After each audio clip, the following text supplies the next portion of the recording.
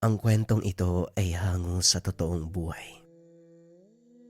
Mula ito sa isa nating kabayan na itago na lang natin sa pangalang Tasyo. Taong 1970. Basilan. Mariosep kayo. Nasaan ba ang mga magulang niya? Sabay pa talaga kayong nabuntis. Manang-mana sa nanay na basta na lang bumubuka ka kapag may lalaki. Mabuti sana kung papanagutan hindi naman. Pareho kayong perwisya. Wika ni Aling Melda. Umaga pa lamang, maingay na sa tahanan ni Mang Tasyo. Umuwi mula sa Maynila ang dalawang apo. Parehong buntis. Parehong tinakbuhan ng lalaki.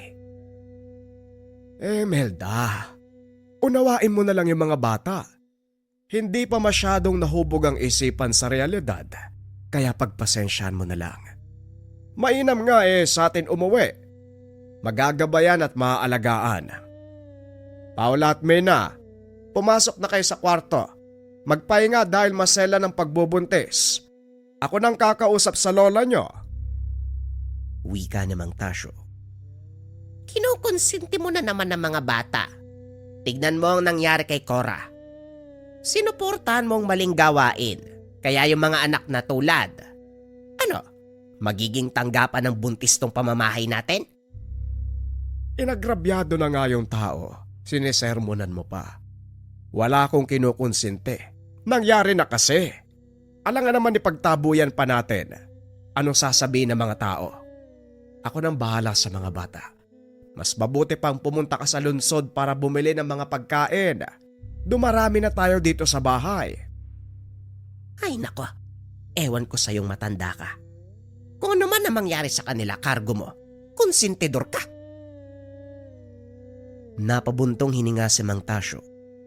Hindi na pinansin ang himutok ng asawa. Naunawaan niyang nag-aalala ito para sa mga apo na ngayon ay humaharap sa pagsubok ng buhay. Kahit papano nagpapasalamat siya dahil sa kanila umuwi. Hindi sa ina na perwisyo ang hatid. Hindi marunong mag-alaga ng anak. Pagpasensya nyo ng matanda ganun lang talaga yon. Nga pala, hilutin ko ang tiyan nyo. Nagreklamo kayo kanina na masakit, hindi ba? Suriin natin ang kalagayan ng bata pero mamaya na. Mag-agahan muna kayo. May hinanda ko sa mesa. Pagtiyagaan na lang, yun lang ang meron tayo Pasensya na po talaga kayo, Lolo.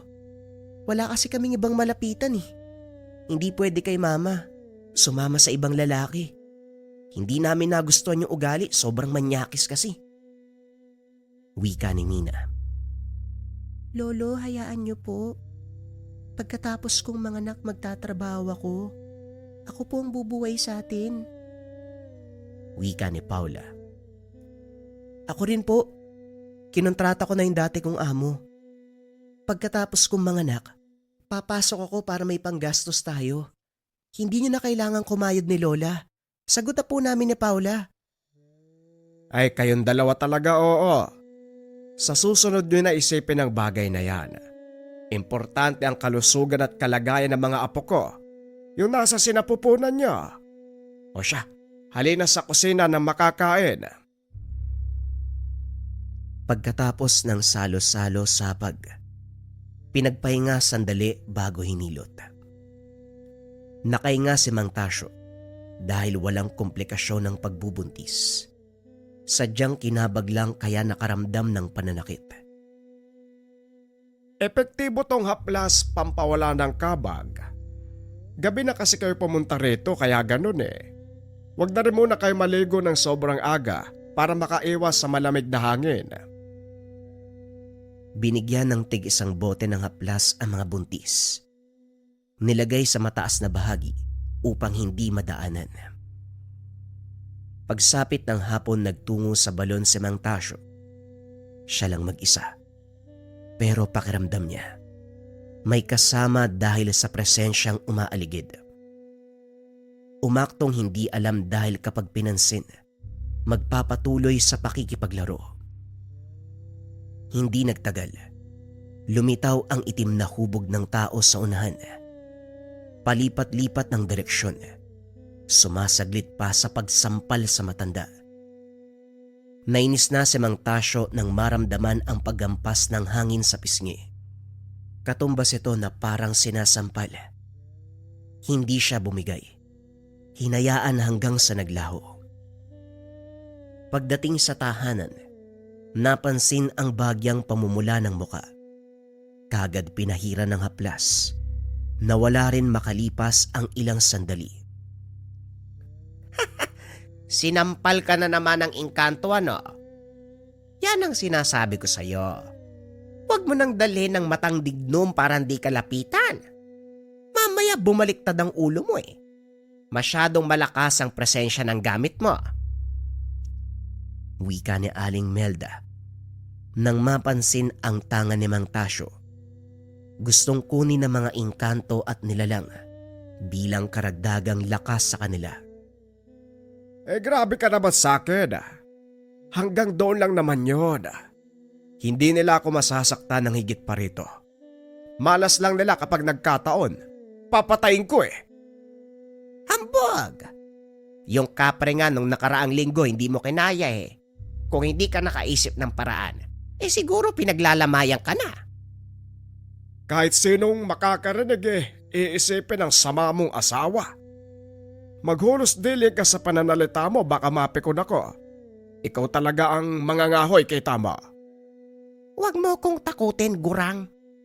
Kung ubos na ang panggatong, di hindi ako magluluto. Si Mang Tasyo na lamang ang umurong. Kapag ganito ang usapan, walang laban sa asawa. Nagtungo siya sa bakuran upang atupagin ang pagsisibak dahil malapit na rin ang oras ng pagluluto. Sa kalagitnaan, napansin ang anino ng nilalang nakasilip sa pagitan ng mga kahoy. May kalayuan ang pwesto, pero dahil sa tangan ng matanda, ramdam niya ang presensya ng aswang. Diretsong tingin sa bintanang tinutulugan ni Mina at Paula.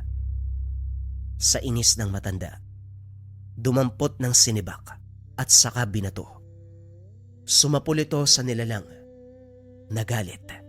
Nagmamadaling lumapit pero hindi magawang saktan si Mang Tasyo dahil sa tangan. Umatras na lamang ito at naglaho sa dilim. Duwag!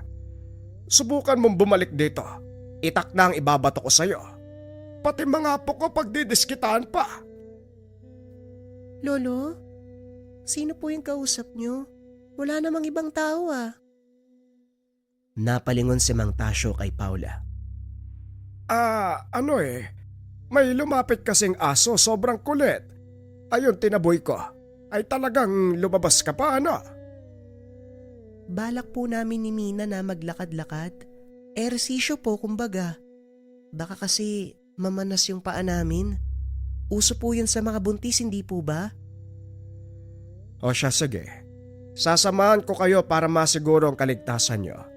Ay sandali lang Isasauli ko lang tong itak sa loob, bantayin nyo ako. Sa malapit lang sila naglibot. Hindi pumayag si Mang Tasyo na lumayo ang mga apo dahil nakaabang sa paligid ang mga nilalang. Hindi man nakikita ng mga buntis, pero tinataboy ito ng matanda. Nakikinig naman ng iba, pero may mga iilan na makulit.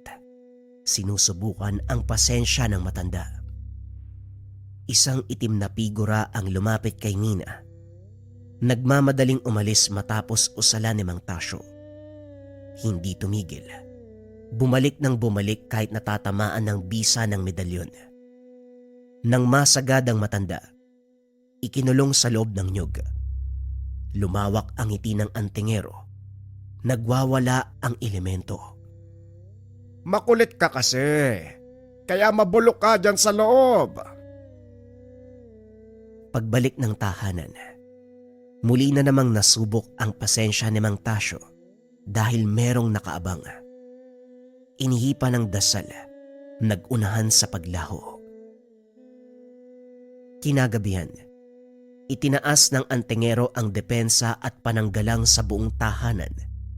Kahit na itataboy ang mga ito sa simpleng salita, merong pa ring ayaw tumigil.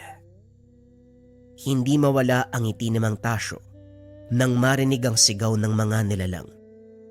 Nilagyan ng sabulag ang pangontra kaya hindi nakikita. Saka lang malalaman kapag lalapit na sa tahanan, isa-isang natunaw. Nakakaliw ang boses na mga ito ha. Masyadong hayok sa pambibiktima. Kaya kahit may panaggalang papasukin, ayan, losaw tuloy. Wika ni Mang Tasyo. Narinig ni Aling Melda. Sira ulong to. Tulog o gising nagsasalita mag-isa. Hoy Gurang, magpatulog ka.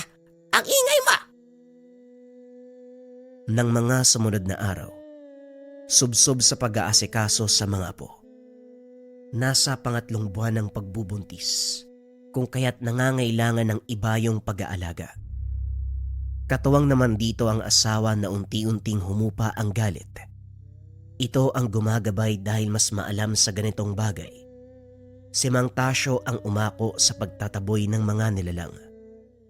Hindi lang engkanto, meron pang nagpaparamdam na aswang. Hindi nakakatulog tuwing gabi. Sa araw na lamang nagpapahinga. Mas aktibo ang mga nilalang pagsapit ng dilim. Langis, patalim, at ang kanyang tangan ang panlaban. Isang hapon, habang nagpapausok ng suwa si Aling Melda, nangahas ang isang aso. Dumiretso sa loob, pero mabuti na lamang nakasalubong ni Mang Tasyo kung kaya't naitaboy. Siniguradong mapapatamaan ng tigalpo para mabigyan ng leksyon. Tasyo, akala ko ba ikaw ang bahala sa paglalagay ng depensa sa bahay? Bakit nakapasok ang asong yon? Parang sigbin. Umayos ka. Mapapahamak ang mga apo ko. Nakapasok nga, pero hanggang dyan lang yan. Nakita mo namang nanghina eh. Sa pintuan pa lang, inatake na ng depensa.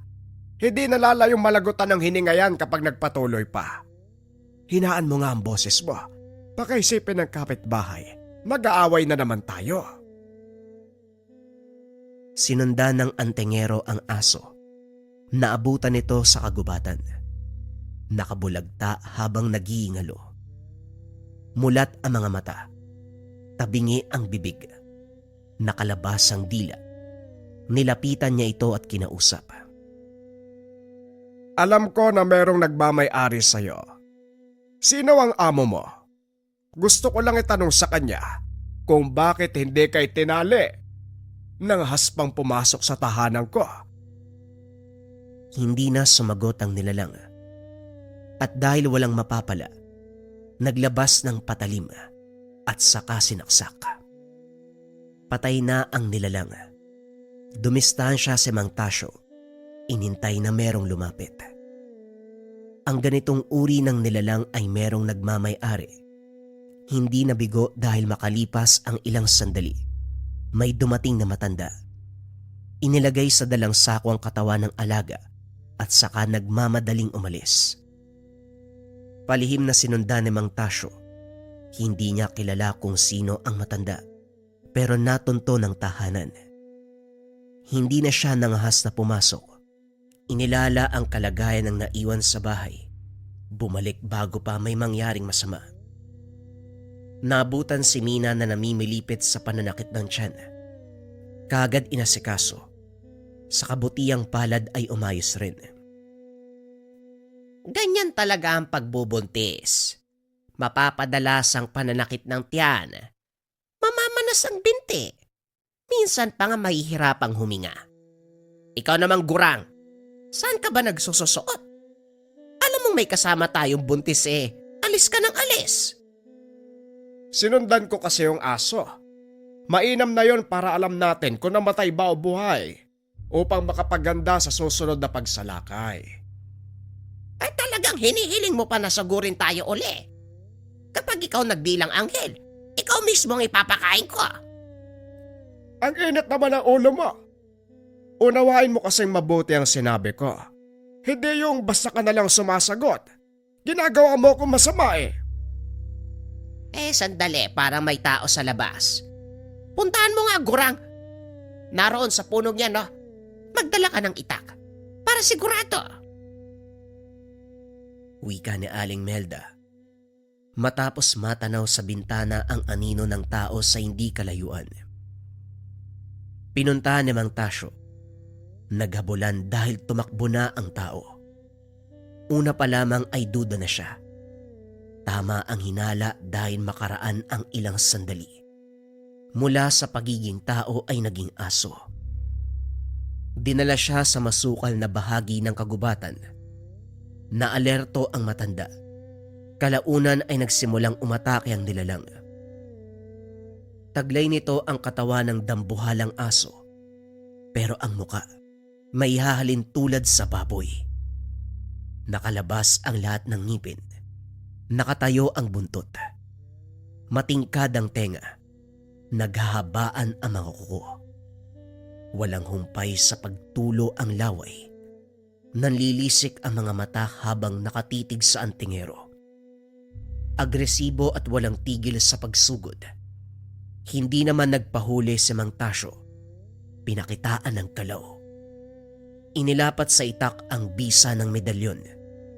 Sa bawat wasiwas, kahit hindi lumapat sa katawan ay umiepekto pa rin. Dito nagsimulang pumabor sa antingero ang pagkakataon. Nang mapansin ito ng aswang, nag-isip ng paraan pero hindi nakatakas. Paghagis ng patalim ay direktang tumagos. Nagpalit ng anyo bilang matandang lalaki. Nagmakaawa sa kanya. Pakiusap. Iligtas mo ako. Hindi ako dapat mamatay. Pakiyo! Hindi na nito natapos ang sasabihin. Tuluyang dalagutan ng hininga. Napabuntong hininga si Mang Tasyo. Napagtanto na walang dalang kahit anong pangsunog. Sa pagmamadali ay nakaligtaan. Itinali ang katawan ng aswang. Nagmamadaling umuwi para kumuha ng gamit. Pero hindi na nakabalik nang si Paula naman ang nag-inda ng pananakit. Isinantabi ang nilalang. Inuna ang kapakanan ng apo. Nawala sa isip ang aswang hanggang sa lumipas ang gabi. Nawala sa posisyon ng bata. Kaya siguro sumakit ang tiyan mo kagabi. Naayos ko na ang bata pero kailangan mong suriin oras-oras. Huwag ka munang malikot ha. Humiga ka lang o hindi kaya maupo. Huwag tumayo maglakad-lakad ha. Ikaw naman may nahalika. Tignan natin ang kalagayan ng sinapupunan mo. Isa-isang sinuri ni Mang Tasyo ang tiyan ng mga buntis. Malikot ang sanggol sa loob, kaya minsan ay nawawala sa posisyon. Tinutukang mabuti ang mga apo dahil ilang beses nang nahirapan sa paghinga, dulot ng paghina ng baga. Namamanas din ang mga binti sa bawat hapon. Pinausukan niya ng kamangyan. Lumipas ang buwan. Lalong lumala ang kalagayan ng mga buntis. Sunod-sunod ang pag-inda. Nahirapan sa paghinga. Nilagnat. Nagsusuka na rin. Kinutuban si Mang Tasyo dahil hindi na normal ang nangyayari. Nag-orasyon. Na lamang may taong pumataw ng paghihirap. Hindi lang masyadong tumatalab dahil sa depensang nakapaligid. Melda, ikaw na muna ang bahala sa mga bata. May lintik na nanggugulo eh. May pupuntahan lang ako. Si Raulo ka ba? Kita mong malala ang kalagayan ng mga bata tapos halis ka pa. Parating na ang komadrona, dito ka lang. Nagtawag ka eh. Hindi pa naman manganganak yan. Gusto ko lang makasigurado. Para wala nang bisa ang kakayahan mo ah. Nagdududa ka na pala sa akin ngayon. Sakit ah. Pero sige, kailangan din marinig ko nung sasabihin ng komadrona. Sinuri ang mga buntis. Wala namang komplikasyon na napansin ang komadrona. Maging ito ay nagtaka sa pinakitang sintomas ng dalawa. Tasya, Melda, wala kong maramdamang mali sa pagbubuntis ng mga apo niya. Nasa tamang posisyon ng mga bata. Maayos ang daloy ng dugo. Pero bakit nagkakaganyan? Malala ang sintomas, pero walang kinalaman sa pagbubuntis. Hindi kaya may taong nananakit sa mga ito? May kaaway ba kaya? Wika ni Aling Roberta, ang komadrona. Wala naman ho, bantay sarado namin ng mga bata. Wala kaming nakakaaway eh. Hindi rin naman gumagala. Teka, baka yung mga lalaking nakabuntis sa kanila, binantaan ng mga bata kaya ganon. Hindi, Melda. Parang may ideya na ako sa nangyayari. May kinalaman ito sa aso na sumugod dito, doon sa aswang na tinugis ko. Eh, Diyos ko. Yan na nga ba'y, Tasyo, kumilos ka kagad. Kontrahin mo. Dahil kapag matatagalan pa, siguradong mas lalala pa dito ang aabutin ng mga bata. Wika ni Aling Roberta. Bago malis, itinaas ni Mang Tasyo ang depensa. Naging kampante na rin dahil nanatili sa tahanan si Aling Roberta. May dagdag sa pagbabantay ng mga buntis. Pinuntahan ni Mang Tasyo ang tahanan kung saan nakatira ang nagmamay-ari ng asong tinugis. Tahimik. Walang senyales na may tao sa loob, pero malakas ang presensya ng nilalang. Hinala ng antingero, binuhay ang aso. Makalipas ang ilang sandali, natanaw ang matandang babae. May pasang patay na kambing. Ngumangat-ngat pa ito ng laman. Napapailing na lamang si Mang Tasyo. Tignan mo nga naman, oh. Lantaran kong gumalaw. Malaman ko lang kung ikaw ang humamak sa mga apo ko. Sabay ko kayong ililibing ng alaga mong sigpin. Pinagmasdang mabuti ni Mang Tasyo ang paligid. Walang kapitbahay. Puro naglalaki ang kahoy. Nasa masukal na bahagi ng gubat. Hindi nakaligtas sa pang-amoy ang samyo ng aswang at alaga nito. Maging ang medalyon ay hindi maperme. Labis ang pag-init. Hinabaan ng pasensya. Matyagang nag-intay sa kilos ng matanda. Hindi nagtagal ay napansin niyang bumaba ito sa silong. May ginawa. Nilapatan ng sabulag ang sarili. Lumapit siya at nanood. Malinis ang silid sa silong. Wala masyadong gamit maliban sa dalawang katawan ng saging, mga kandila at meron ding patalim. Nagsindito at saka dahan-dahang sinaksak ang puno. May sinasambit habang ginagawa. Sinikap naman ni Mang Tasyo na maunawaan ang salita hanggang sa mapagtanto na hindi man ang eksaktong tawag, pero alam na kamatayan ang aabutin sa taong patutungkulan. Napalingon si Mang Tasyo nang maramdaman ang pagkalmot sa likuran. Sa puntong ito ay muling nakaharap ang aso. Alisto ang manggagamot. Masyadong agresibo ang nilalang kumpara noon. Doble ingat. Ayaw munang matunugan ng may-ari nito na nagmamanman siya, kung kaya't dinala sa ibang bahagi ng gubat ang aso. Sugod ng sugod ang nilalang. Inilapat na ni Mang Tasyo ang bisa ng medalyon sa itak dahil hindi madadaan sa simpleng usalang kalaban. Hindi ka lang ginamot ng amo mo. Binigyan ka pa ng karagdagang depensa. Sige, itodo mo na ang atake mo. Sinalubong niya ito. Tinaga ng tinaga kaso nga lang nakakailag. Tumilapon pa siya ng matamaan. Nagmamadali ding bumangon para madepensa ng sarili sa muling pag-atake. Hindi nagtagal ay napatamaan din. Sunod-sunod na pagsalakay ang ginawa hanggang sa wala ng lakas. Paulit-ulit na tumagos ang patalim. Pinugutan pa ng ulo. Upang hindi na bumalik sa pagkabuhay, binuhusan ng langis at saka sinindihan.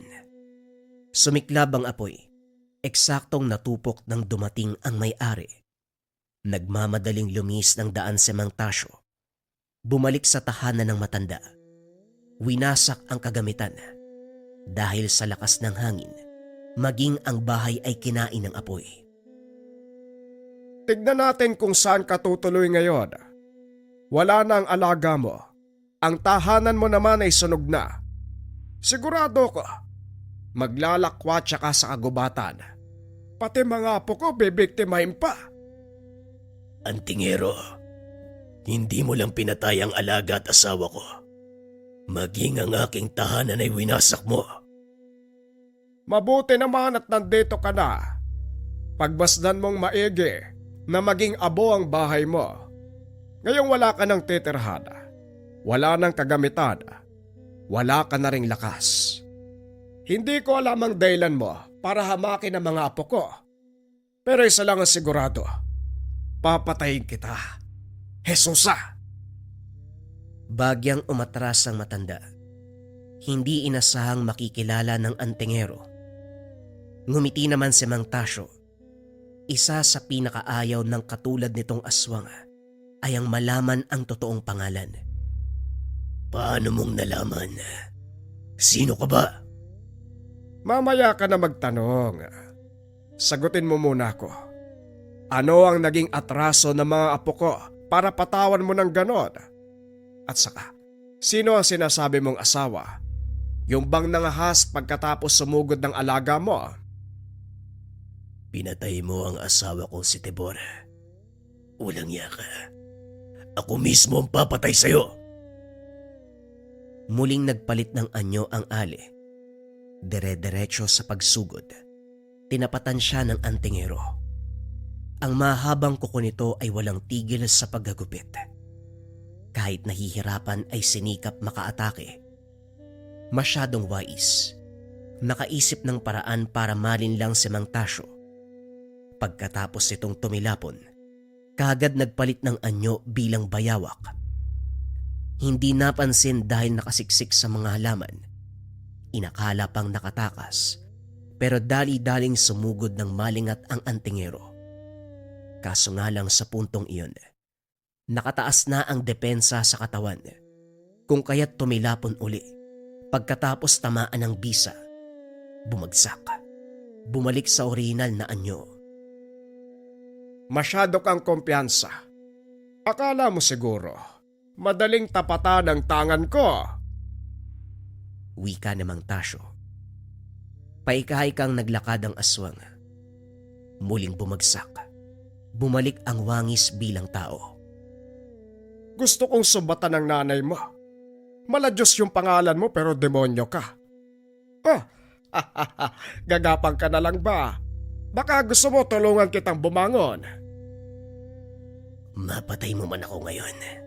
Sisiguraduhin kong babalikan kita. Gaganti ako. Papatayin kita. Hindi na nakapagpigil si Mang Tasyo. Tinaga niya sa muka. Binuhusan ng langis ang katawan. At saka sinindihan. Pinanood niya ito hanggang sa maging abo. Pagkatapos ay nagmamadaling bumalik ng tahanan para malaman ang kalagayan ng apo't asawa. Sa puntong ito, nagsilang na ang dalawa. Hindi maiwasang mapaluha sa biyayang ipinagkaloob ng kaitaasan. Huwag ka nga lumapit. Ang baho mo. Amoy sunog na aswang. Maligo ka muna ron. Wika ni Aling Melda sa tangkang paghawak ni Mang Tasyo sa sanggol. Panira naman tong matandang to. O siya, sige, maliligo na muna ako. Apo ha, alis lang sandali si Lolo. Nakahinga ng maluwag si Mang Tasyo. Malusog ang dalawang sanggol. At ang mga apoy ligtas na rin. Ang sabi ng komadrona, napaaga ang pagsilang ng mga ito dahil sa inilapat na sumpa ni Aling Jesusa. Mabuti na lamang nasira ang mga gamit. Napatay, kung kaya't nakaligtas ang lahat. Ganun pa man, hindi nagpakampante dahil nakapaligid pa rin ang iba't ibang uri ng nilalang. Pinanatili niya ang depensa. Sa paglipas ng mga buwan, Nagulantang dahil nagkasakit si Nina. Malusog naman sana, pero biglang dinapuan ng hindi matukoy na karamdaman. Binigyan ng lunas ni Mang Tasyo pero hindi sasapat. Masyadong malakas ang puwersang nakaugat sa loob. Melda, parang may mali sa apo natin. May nararamdaman akong sumpa sa kanya. Paano nangyari yon? Aba malay ko. Ikaw ang maalam sa atin sa ganyang bagay. Tapos ako ang tatanungin mo. Hibang ka ba? Alamin mo ang nangyari. Siguraduhin mong matatanggal ang sumpa. Diyos ko, ito na nga bang kinakatakutan ko eh. Ang sabi mo, aswang ang humamak sa kanila. Bakit nagkaganya? Paano kung kakibat ito ng pagpaslang mo sa halimaw? Gawan mo ng paraan, Tasyo. Maawa ka sa apo mo. Binalikan ni Mang Tasyo ang kaganapan sa sandaling nakarap si Aling Jesusa. Naalala niya ang sinabi nitong babalik at gaganti. Natigilan siya. Naganap ng impormasyon kung merong posibilidad. Nang makahanap ng sagot, walang pag-aalinlangan, pinuntahan ng tahanan. Sakto namang nagpang-abot sila. Naabutan bago makalis. Puno ng peklat na sanhi ng pagkasunog ang katawan. Hindi gaanong mamukaan, pero nakilala dahil sa amoy at presensya. Kung alam ko lang na hindi sasapat ang pagpugot at pagsunog sa katawan mo, gumawa pa sana ako ng ibang paraan. Mahusay ka rin sa sabulag. Mahusay ka sa panlilinlang. Mabuti nagkita ulit tayo. May gusto akong ibalik sa'yo. Inilabas ni Mang Tasyo ang sumpa sa wangis ng itim na bato. Nakabalot ito sa sagradong tela. Wala nang bisa dahil sa inilapat na dasal. Tama nga ang asawa ko noong araw. Hindi ka basta-basta matatalo. Pero wala akong balak na tumigil. Papatayin kita dahil marami kang atraso sa akin. Ako pa may atraso. Gayong ikaw ang ayaw tantana ng pamilya ko. Ilang buhay bang meron ka? Para alam ko kung ilang beses ka papatayin. Tumawa lang ito. Bagay na lalong nagpainis kay Mang Tasyo. Hindi nagtagal ay nagpalit ng anyo at saka sumugod. Kaso nga lang mas mahina na ito kumpara sa unang paghaharap. Nabawasan ang kanyang kakayahan. Naging pabor sa antingero kaya walang kahirap-hirap na tinapos. Dumanak ang dugo. Sinubukang pigilan ang kamatayan sa pamamagitan ng orasyon pero kinontra na ni Mang Tasyo. Hindi na. Alam ko na ang pamamaraan mo. Hindi na ako ulit sa dalawang pagkakamali. Kinargahan ng mataas na uri ng orasyon ni Mang Tasyo ang bangkay. Sa pamamarang ito, hindi na muli pang mabubuhay ang aswang. Ito ang huling paghaharap ni Mang Tasyo sa aswang. Sa kabutiang palad, tuluyang nagwakas si Aling Jesusa. Ibinaling ng antingero ang atensyon sa mga apo, lalong-lalo na kay Nina. Patuloy ang gamutan dahil nasalina ng sumpa. Kahit na kontra kagad, nag-iwan pa rin ng iilang mantsa sa loob, bagay na sinikap tanggalin ni Mang Tasyo. Paunti-unti, gumaling ang apo. Lumaking malusog ang mga sanggol. Maging ang ina ay nalampasan ng hamon. Hindi hinayaan ni Mang Tasyo na mawalay sa piling ang mga apo. Inako ang responsibilidad sa pagtaguyod. Hindi naman siya nag-iisa dahil nandyan ang asawa, lalong-lalo na ang kanyang tanga na medalyon. Ito ang naging kaagapay ng matanda. Kontra sa dalawang nilalang, ang mag-asawang aswang.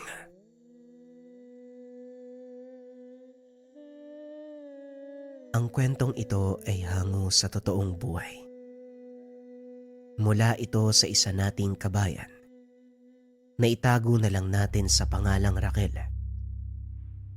taong 1970. Capiz. Madaling araw pa lamang naghahasa na ng patalim si Mang Gregor. Pagkatapos ay sisimulan ang pagkatay sa nakalatag na karne sa mesa. Karning hindi sa anumang hayop, kung hindi sa nilalang. Matagal nang ginagawa ni Mang Gregor ang ganito. Lilipas lang ang ilang buwan. Meron na namang hahandusay sa mesa, nayari sa kahoy at kawayan. Sa katunayan, may naghahatid lamang sa mga ito sa kanyang maliit na katayan. Ang dalawang binatang mga anak ang tagahuli. Siya lamang ang kumakatay. Tay, meron po kami nahuli ni Kuya Rico. Asbo na masyadong agresibo. Nagkasubukan pa nga ng lakas pero sa bandang huli, napas lang din namin eh. Wika ni Raquel sama. Ibinagsak sa kabilang mesa ang bangkay ng asbo. Malaki. Nagtamo ng maraming saksak sa leeg at tiyan. Sinuri ni Mang Gregor. Inusala ng dasal upang masiguradong hindi na mabubuhay. Inilabas ang punyal at saka itinarak sa puso. Tay, tutulungan ka ba namin? Hindi mo pa natapos yung naon eh. Pwedeng kami na yung kumatay nito. Kaya naman namin ni Raquel eh. Wika ni Rico. Wala ba kayong tulog kaya magpahinga muna kayo? Ako nang bahala dito. Parang hindi niyo ako kilala. Kahit ilan pa yung ibagsak niyong karne, kayang-kaya kong katayin. Sige po tay, sumasakit na nga yung mga mata ko kasi wala pang tulog eh. Kung may kailangan po kayo, gisingin niyo lang kami. Wika ni Rico. Nagmano muna sila sa ama bago lumabas ng katayan. Nang si Mang Gregor na lang mag-isa, ipinagpatuloy ang pagkakatay. Tinapos ang naunang karne. Sinunod kagad ang asbo. Habang inaalis ang lamang loob, bumungad ang daliri ng tao na hindi natunaw. Kung tutuusin, hindi na bago ang ganito. Dahil magmula ng umpisan ang pangangatay, palagi nang nakakakuha ng parte ng tao sa loob ng kakatahing karne. Tinitipon ng mga ito dahil ililibing pagkatapos. Ang pinugot na ulo ay binalatan hanggang sa bungo na lamang ang naiwan. Idagdag pa sa pagkakatuhog sa kawayan kasama ng iba pang koleksyon. Pagsikat ng araw, nagtungo sa likod ng bahay upang ilibing ang parte ng mga tao. Sa kalagitnaan, dumating ang kumpare na isa ring mangangatay, kaso nga lang karne ng baboy at baka ang tinatadtad. Paring Gregor, pagkatag umaga. Oh, ang aga mo naman yatang nagukay. Anong meron? Wika ni Mang Irne. May nahuli lang na daga. Nilibing ko kaysa itapon kung saan-saan, mangangamo yan eh. Napaga kaya ta? Itatanong ko lang sana kung may gagawin ba si Raquel mamayang hapon. Magpapatulong sana ako sa pagkatay eh. Maraming baboy na bibili ng suki ko, kaya kailangan ko ng dagdag tao. Hindi ko alam. Ang mga bata ang tanungin natin. Halika, pasok ka sa bahay. Gising na ang magkapatid ng mga sandaling iyon. Pagkatapos magkasundo, umalis na rin si Mang Irne. Bandang hapon, si Rico na lamang ang naiwan sa tahanan. Umalis si Raquel para tumulong sa pagkatay. Samantalang si Mang Gregor umakyat ng bundok upang mangahoy. Habang naglilinis ng bakuran, nagulat na lamang sa pagbungad ng matandang pulubi. Ngumiti ito pero biglang nahimatay. Nag-alangan sa paglapit dahil sa tindi ng amoy. Saktong bumalik ang ama dahil may kailangang kunin. Nang nasa malapitan na si Mang Gregor, naramdaman ng pulubi ang presensya nito. Naudlot ang pagdadrama. Bumangon at nagmamadaling umalis. Kamot ulo itong sinundan ng tingin ni Rico. Lakas ng tama. Naimatay tapos biglang kumaripas ng takbo. Natakot yata sa inyo, Tay. Marunong sa pakikipaglaban sa anumang klase ng nilalang si Rico, pero kulang pa ang kakayahan upang tukuyin ang pagkatao ng nakarap. Kaya wala itong ideya na ang pulubi ay isang aswang. Mabuti na lang kamo. May nakalimutan akong dalhin. Dahil kung hindi, baka may masamang nangyari sa'yo. May dugong aswang yon. Bigo ka lang kilalanin eh. Ganon na lamang ang panlalaki ng mga mata ni Rico. Dali-daling pumasok ng tahanan, sabay sugbit ng itak sa tagiliran. Kamuntikan pala ako. Mabuti na lang talaga umuwi kay Tay. Mabuti pang samahan mo na lang ako pabalik ng kabundukan. Maraming kahoy doon na pwedeng ipanggatong sa loob ng ilang buwan. May lubid sa likod. Dalhin mo na rin. Sabay na nagtungo ng gubat ang mag-ama. Masukal pero ginawa ng daanan ni Mang Gregor para dire-diretso ang lakad. Maraming nakuhang tuyong sanga. Naibuhol na lahat-lahat makalipas ang oras. Sa kalagitnaan, nahagip naman na Rico ang pulubi. Hindi sila nakita dahil nakatalikod sa kanilang gawi. Mabilis itong naglakad sa kabilang direksyon. Kinalabit ang ama. Tay, yun yung pulubi oh. Ano kayang ginawa niya sa isang yan dito sa gubat? Tinignan ni Mang Gregor. Hindi niya tanaw ang matanda, pero nakakaramdam ng kakaibang lakas mula roon. Binunot ang nakatarak na itak. Nagsimulang humakbang.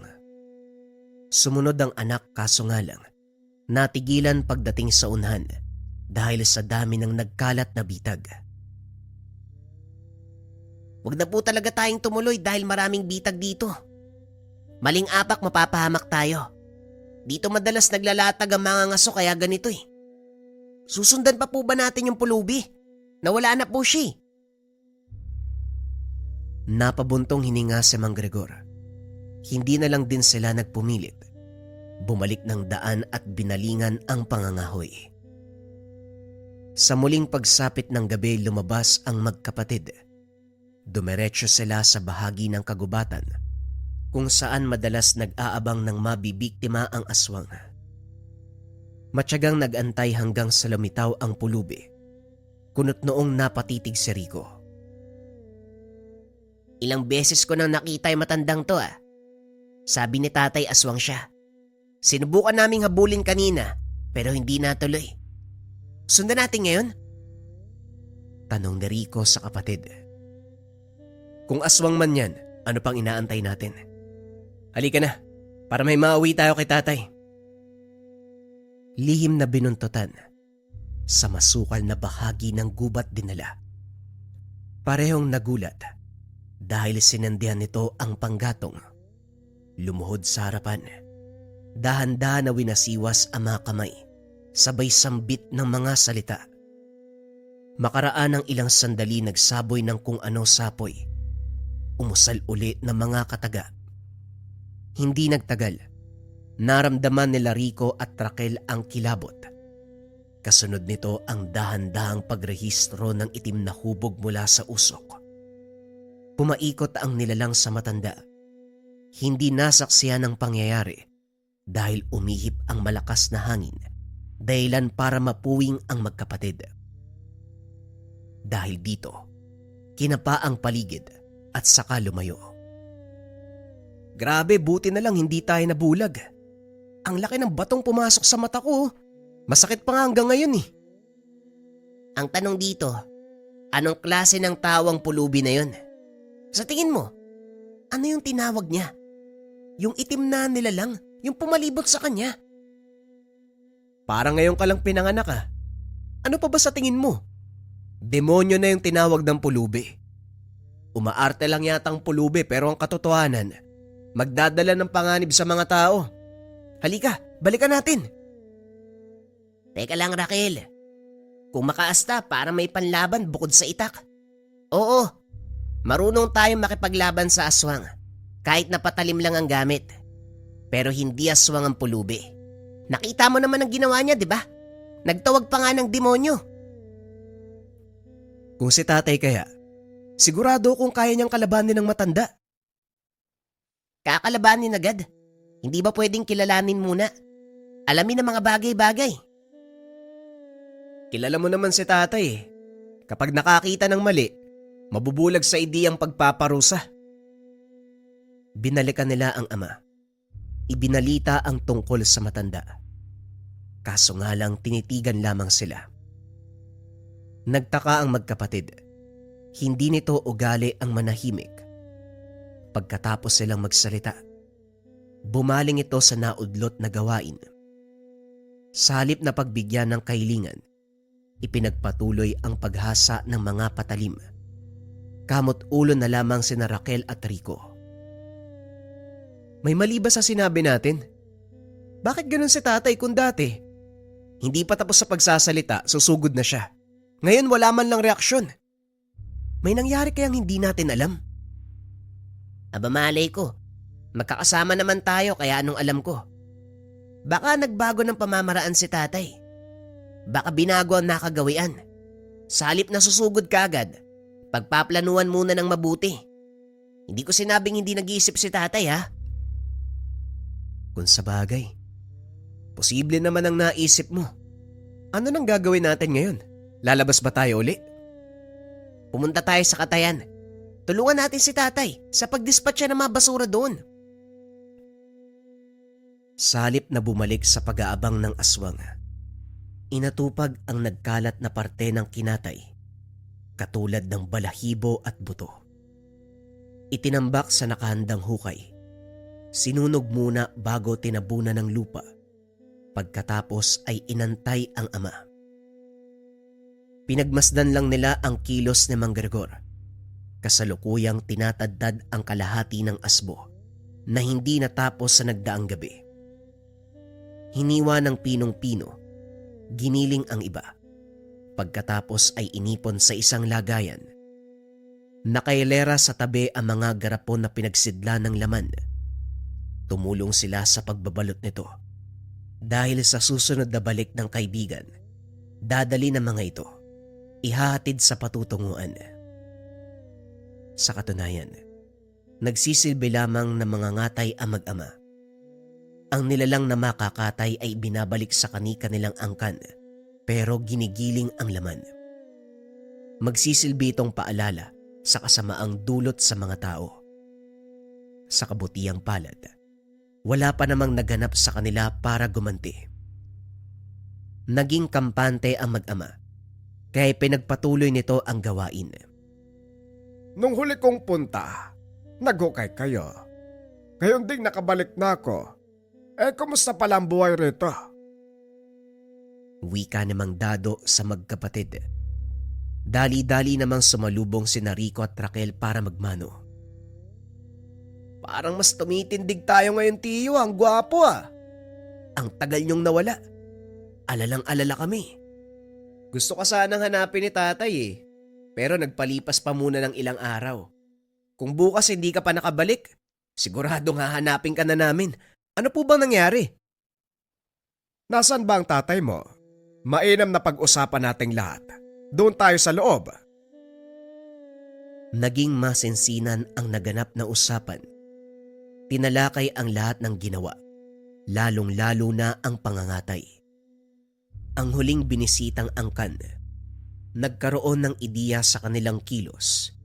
Hindi kagad umuwi si Mang Dado para hindi masundan.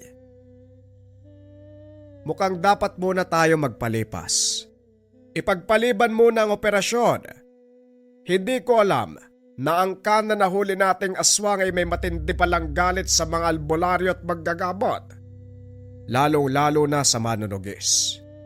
Ayon, pagkatid ko ng regalo, yung giniling na laman ng kaanak, sumabog ang galit. Hindi ako nagpakita, pero meron silang pamamaraan eh. Natunto ng dinaanan ko. Kaya lumihis ako muna para iligaw. Kaya nga ako natagalan sa pagbalik eh. Wika ni Mang Dado.